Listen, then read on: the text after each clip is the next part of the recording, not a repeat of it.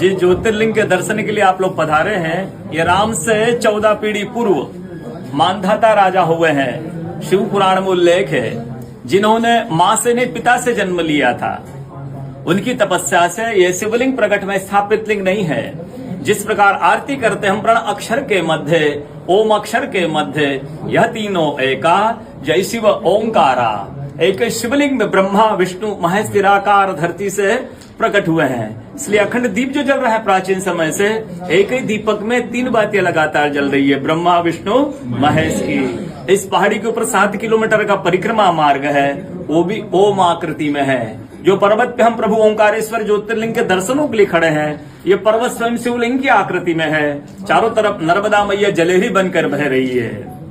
पूरे 12 ज्योतिर्लिंगों में शयन आरती होती है, लेकिन बाबा का विश्राम ओंकारेश्वर ज्योतिर्लिंग में है। यहाँ शयन करके 3 बजे रात उठकर महाकालेश्वर जाएंगे, वहाँ स्नान करेंगे।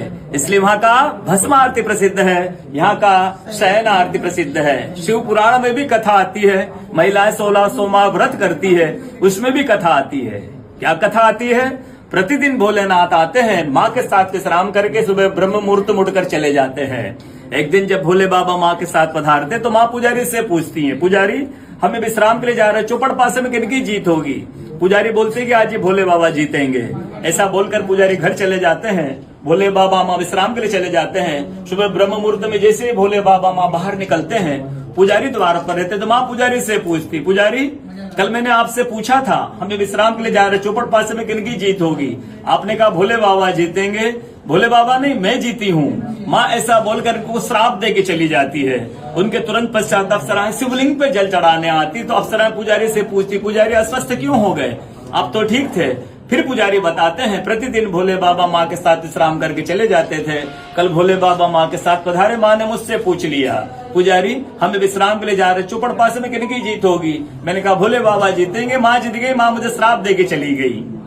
अप्सरा बोलते चिंता ना करो, हम अंदर जाकर शिवलिंग की पूजा करके आते, फिर इसका उपाय बताएंगे।